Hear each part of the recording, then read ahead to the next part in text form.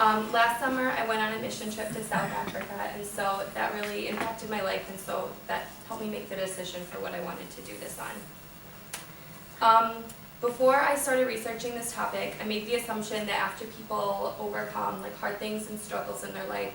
that they come out stronger than they were before, but I didn't really know specifically like how they overcame the hard things in life. So the first book that I read was A Long Way Gone, Memoirs of a Boy Soldier by Ishmael Bia, and it took place in Sierra Leone, Africa, and it was about a young boy, and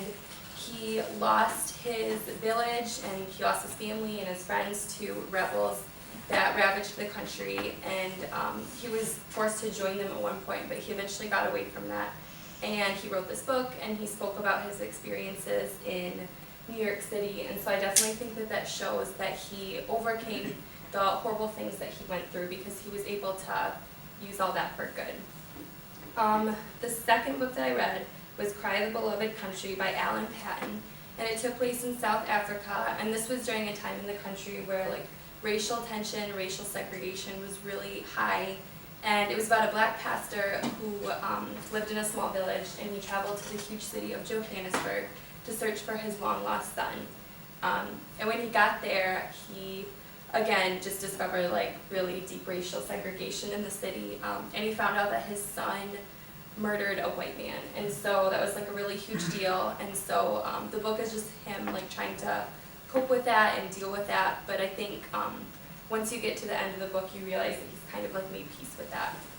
So I think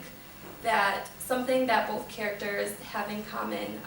they both like overcame the struggles that they went through, and I think that they became stronger because of it. But I think a reason for that is